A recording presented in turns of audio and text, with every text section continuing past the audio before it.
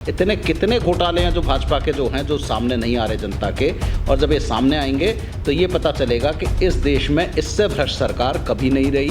तो आज उस सरकार को हटाने के लिए, आज देश में लोकतंत्र बचाने के लिए हम जुड़े और हम आगे तक उसके सरकार के इंडिया गठबंधन के साथ हैं। देश में सत्ता का दुरुपयोग, संवैधानिक संस्थाओं को पार्टी बनाकर एक तरह से पार्टी का सदस्य बना लिया गया है और उनका दुरुपयोग हो रहा है। अधिकारियों का भी आज स्तर ऐसा नहीं रह गया कि आज वो सही को सही और गलत को गलत कह सकें। आज अधिकारी सत्ता के दबाव में गलत काम कर रहे हैं कि ये भी हो सकता है कि उत्तर प्रदेश की 80 में से 80 सीट भी इंडिया गठबंधन जीत के जाए, और ये भी होगा कि स्वयं प्रधानमंत्री वाराणसी से हारेंगे। ये चुनाव ऐसा ऐतिहासिक चुनाव बनेगा, आप देखेंगे। 4 PM न्यूज नेटवर्क में आप सभी का स्वागत है। मैं हूं क्षितिज कांत। इंडिया गठबंधन में आपने देखा, जिस समय भारत जोड़ो न्याय यात्रा आगरा से गुजर रही थी, उस समय लोकदल के राष्ट्रीय अध्यक्ष जाकर के भारत जोड़ो न्याय यात्रा को ज्वाइन करते हैं। उसके बाद लगातार आपने देखा किस तरीके से इंडिया गठबंधन के साथ मजबूती से जुड़े हुए हैं। बीते समय आपने अखिलेश यादव के साथ भी जाकर के मंच साझा किया, और अभी तक के कोई भी सीट बंटवारे को लेकर कोई बात नहीं हो रखी है। देखिए, जब हम जुड़े थे भारत जोड़ो यात्रा में और अखिलेश जी के पास भी गए थे, तब भी हमने एक बात बोली थी कि हम आज देश का लोकतंत्र बचाने को, देश में संविधान बचाने को, देश में जो हालत है आज़ादी की, मतलब हम कहते हैं कि आज़ादी भी इसके बाद नहीं रहेगी नागरिकों को, उस आज़ादी को बचाने की लड़ाई हम गठबंधन के, इंडिया गठबंधन के साथ मिलकर लड़ रहे हैं। और हमारा कोई दबाव नहीं है, हम आप उचित फैसला करिए, हमारा कोई दबाव नहीं है। तो ऐसा कुछ नहीं है कि आज हम किसी स्वार्थ के कारण गए हैं। आज हम देश बचाने की लड़ाई में इंडिया गठबंधन के साथ हैं। हमें उम्मीद है कि वो सम्मान करेंगे और ऐसा कोई दिक्कत नहीं। और सारी सीटें जो लड़ रही हैं इंडिया गठबंधन, वो सारी हमारी हैं, और हम सब मिलकर इस देश में भारतीय जनता पार्टी को, जो पार्टी जिस तरह से अत्याचार कर रही है, जिस तरह से इलेक्ट्रल बॉन्ड का तो एक घोटाला आया है, इतने कितने घोटाले हैं जो भाजपा के जो हैं जो सामने नहीं आ रहे जनता के, और जब ये सामने आएंगे तो ये पता चलेगा कि इस देश में इससे भ्रष्ट सरकार कभी नहीं रही। ये ईमानदारी का चोला ओढ़ने वाले देश के सबसे भ्रष्ट सरकार रही भारतीय जनता पार्टी की। तो आज उस सरकार को हटाने के लिए, आज देश में लोकतंत्र बचाने के लिए हम जुड़े और हम आगे तक उसके सरकार के, इंडिया गठबंधन के साथ हैं।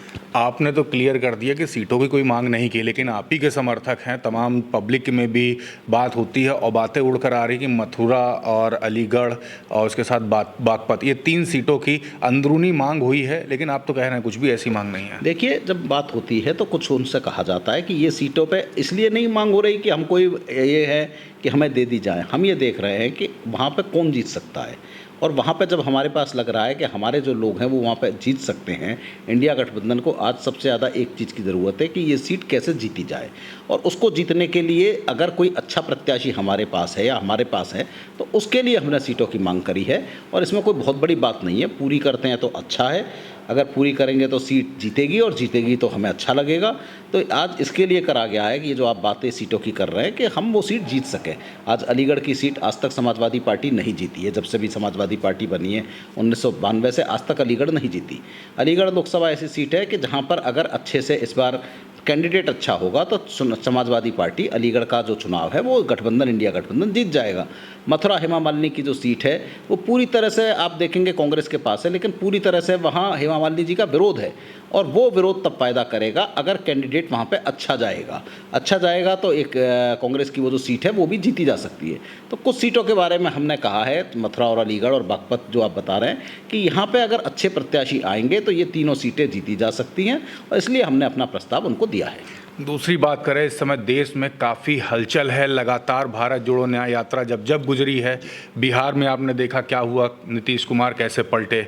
उत्तर प्रदेश की बात करें, चवन्नी पलट गई, आरएलडी कैसे गई इंडिया गठबंधन छोड़ करके। उसके बाद 7 विधायक समाजवादी पार्टी के टूट जाते हैं, और इस समय दिल्ली में बड़ा घमासान मचा हुआ है। अरविंद केजरीवाल को ईडी के छापे होते हैं, उसके बाद गिरफ्तारी तक हो जाती। देश में हो क्या रहा है?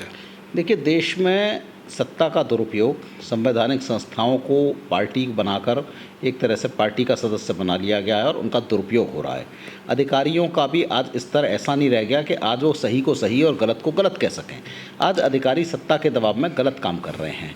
आज देश में जिस तरह से ईडी का दुरुपयोग हो रहा है, अरविंद केजरीवाल जी को अरेस्ट किया गया, एक चुने हुए मुख्यमंत्री हैं। आप फैसला ये भी कर सकते हैं कि 4 जून के बाद कर लीजिए। अगर कोई मान लीजिए शराब घोटाला है, कुछ भी है, तो 4 जून तक कौन से अरविंद केजरीवाल देश छोड़ के तो नहीं भाग जाएंगे ना। अरविंद केजरीवाल जी को 4 जून के बाद हम बात कर सकते हैं। लेकिन चुनाव में चूंकि विपक्ष को ख़त्म करना है, चाहे वो झारखंड हो, चाहे दिल्ली हो, चाहे महाराष्ट्र में जिस तरह से तोड़फोड़ मचाई, अजीत पवार जी को साथ लेके गए, उद्धव जी की वो शिवसेना तोड़ दी, तो जिस तरह से इन्होंने ये तोड़फोड़ मचाकर विपक्ष को ईडी और सीबीआई के कारण जो एक तरह से डराकर धमकाकर जिस तरह से करना चाह रहे हैं, तो कहीं ना कहीं देश में लोकतंत्र को ख़त्म कर रहे हैं। और इस लड़ाई में जब आज देश का लोकतंत्र खतरे में है, संवैधानिक संस्थाओं का दुरुपयोग हो रहा है, इसीलिए हम इंडिया गठबंधन के साथ मिलकर इस देश का देश बचाने का चुनाव लड़ रहे हैं। और इसमें जैसे केजरीवाल जी को गिरफ्तार किया गया है, पूरा लोकदल कहता है, पूरा देश का इंडिया गठबंधन कहता है कि अरविंद केजरीवाल के साथ बहुत अन्याय हुआ है। ऐसा कोई नहीं है। शराब घोटाले का पूरा शक जो है, जो आंकड़े मिल रहे हैं, वो भारतीय जनता पार्टी ने लिया है। लेकिन फिर भी भाजपा के लोगों पे एक्शन नहीं हो रहा। होना चाहिए कि भाजपा के राष्ट्रीय अध्यक्ष के ऊपर ईडी को एफआईआर करनी चाहिए, क्योंकि मनी ट्रेल से पैसा उनके पास जा रहा है। लेकिन उन पे ना एक्शन होकर अरविंद केजरीवाल को अनैतिक रूप से एक तरह से दबाने के लिए ईडी का दुरुपयोग करके उनको बंद किया गया है। दुर्भाग्य है कि उन धाराओं में जमानत नहीं हो पा रही, लेकिन कहीं ना कहीं देश का पूरा जनता देख रही है, जनता जान रही है कि आज इमरजेंसी की तरह तानाशाही चल रही है। और ये तानाशाही अरविंद केजरीवाल को लिया गया स्टेप भारतीय जनता पार्टी को पूरी तरह डुबो देगा, बर्बाद कर देगा। जो उसका वोटर था थोड़ा बहुत, जो सोचता था कि भाजपा नैतिक पार्टी है, समझ में आ गया कि इससे ज़्यादा अनैतिक कोई नहीं हो सकता। इसलिए इनकी हार अरविंद केजरीवाल जी के वहाँ से शुरू होकर देखिएगा, अभी चुनाव में ऐसे हालात बनेंगे कि सन 77 जैसे हालात बनेंगे, जब देश में क्रांति आएगी। और बहुत कोई कहना मुश्किल नहीं कि ये भी हो सकता है कि उत्तर प्रदेश की 80 में से 80 सीट भी इंडिया गठबंधन जीत के जाए।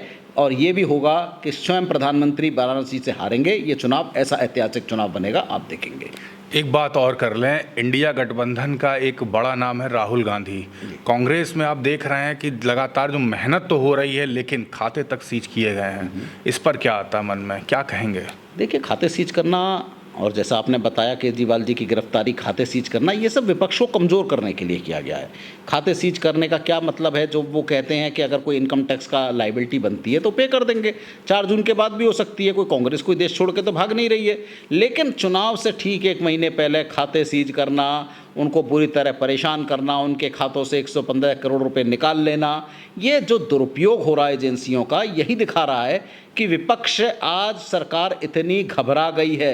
विपक्ष के बाहर बौखलाहट है सरकार की, और ये सरकार की बौखलाहट दिखा रही है कि विपक्ष बहुत ताकतवर है। और इस बार इंडिया गठबंधन की 4 जून को सरकार बनने जा रही है। कितने ही खाते सीज कर लें, चाहे सारे अपोजिशन को बंद कर दें जेल में, लेकिन चाहे जेल से लड़ेंगे, चाहे बाहर रह के लड़ेंगे, 4 जून को इस देश में इंडिया गठबंधन की सरकार बनने जा रही है। ये बात मोदी जी भी जान चुके हैं, ये जनता देश की फैसला कर चुकी है। बस 4 जून का इंतजार है। चुनाव में वीवीपैट और वो जो वोटिंग को लेकर एक शक जरूर है कि ईवीएम से बेईमानी होगी, उस बेईमानी को रोकने का प्रश्न है। और अगर वो बेईमानी नहीं होगी तो भारतीय जनता पार्टी 100 सीट से कम इस देश में हासिल करने जा रही है इस चुनाव में। लास्ट में पूरे देश भर की जनता को क्या मैसेज देंगे, क्योंकि लोकदल भी एक बड़ी पार्टी है और लगातार ग्राउंड स्तर पर वर्क कर रही है। चाहे मैं गन्ना बेल्ट की बात करूं, जाटलैंड की बात करूं, और तमाम मुद्दों पर लगातार आप भी स्टैंड किए। मैसेज क्या देंगे सभी को? देखिए, मैसेज साफ है इस देश में कि ये देश बचाने का चुनाव है, लोकतंत्र बचाने का चुनाव है। देश आज़ाद भारत का ये देश का आखिरी चुनाव भी हो सकता है अगर आप नहीं जगे। तो आज आप जग जाइए। आज देश का लोकतंत्र खतरे में है। संवैधानिक संस्थाओं की हालत आप देख चुके हैं किस तरह बर्बाद हो चुकी हैं। चाहे वो जो भी संवैधानिक संस्था, ईडी, सीबीआई, इनकम टैक्स और बाकी जो हों, इनकी हालत आप पूरा देश देख रहा है। आज जो हालत है, न्यायपालिका को भी पूरी तरह कब्जे में लेने की कोशिश करी गई है। आज पूरी तरह मीडिया पूरी तरह बर्बाद हो चुका है। जिस तरह गोदी मीडिया को कर लिया गया है, बड़े बड़े चैनलों को इन्होंने अपने कब्जे में कर लिया है। तो देश कहीं ना कहीं बहुत बड़े संकट से गुजर रहा है। और इस संकट से गुजरने के समय हम बस चाहते हैं कि देश में जो लोग तानाशाही चाहते हैं, जो लोग देश को बर्बाद करना चाहते हैं, जो लोग ने देश के डॉलर का दाम आज 85 रुपये के पास पहुंच गया, देश का किसान शंभू बॉर्डर पर लड़ रहा है, उसकी मांगे हैं, लेकिन सारे का सारा अडानी पैसे कमाते जा रहे हैं, अंबानी और रईस होते जा रहे हैं, देश का किसान बर्बाद होता जा रहा है, देश में नौजवान के पास नौकरी नहीं है, लेकिन इनके खाते बढ़ते जा रहे हैं। तो आज जग जाए हमारे देश का नौजवान, हमारे देश का जो आम मतदाता है जग जाए। ये 500 रुपये अनाज जो ये मिल रहा है, अनाज और मुफ्त अनाज, ये कोई भारतीय जनता पार्टी अपने जेब से नहीं बांट रही, ये आपके टैक्स के पैसे से बांट रही है। इसके पीछे वोट मत दीजिए, आप बिल्कुल वोट मत दीजिए किसानों को जो अपमान करके 500 रुपया महीना दे रहे हैं। 15 जून तक किसानों को एमएसपी का अधिकार इस देश में मिलने जा रहा है।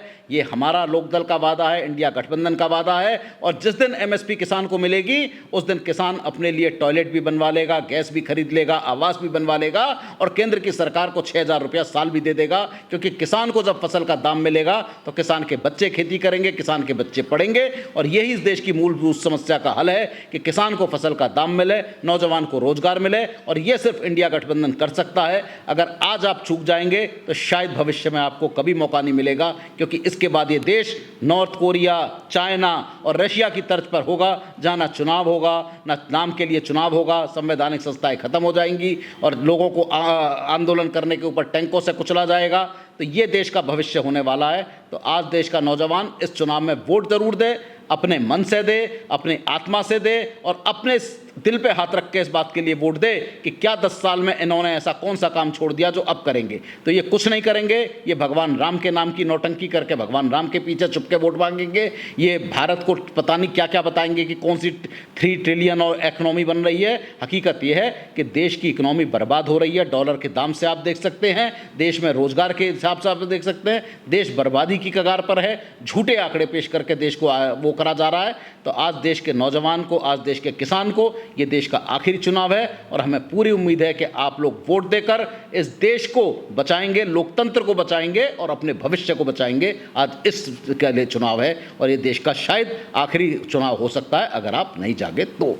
बहुत बहुत धन्यवाद। तो हमारे साथ लोकदल के राष्ट्रीय अध्यक्ष सुनील सिंह थे। तमाम मुद्दों पर बात हुई। केजरीवाल की गिरफ्तारी जो हो गई उस पर काफ़ी नाराज थे। इंडिया गठबंधन का एक बड़ा चेहरा राहुल गांधी, खाते सीज हो जाते हैं उनके, उसको लेकर काफ़ी नाराज़गी हुई और बड़ी बात कह दी किसानों को लेकर के भी। आपके जो मुद्दे हैं, आपके जो प्रश्न हैं, कमेंट बॉक्स में लिखते रहिएगा और जुड़े रहिएगा 4PM न्यूज़ नेटवर्क के साथ ग्राउंड रिपोर्ट के लिए और ज़मीन से जुड़े हुए नेताओं के इंटरव्यूज़ के लिए। वीडियो जितना ज़्यादा हो सके शेयर जरूर करिएगा। मैं हूं क्षितिज कांत, कैमरा पर्सन शुभम के साथ। धन्यवाद।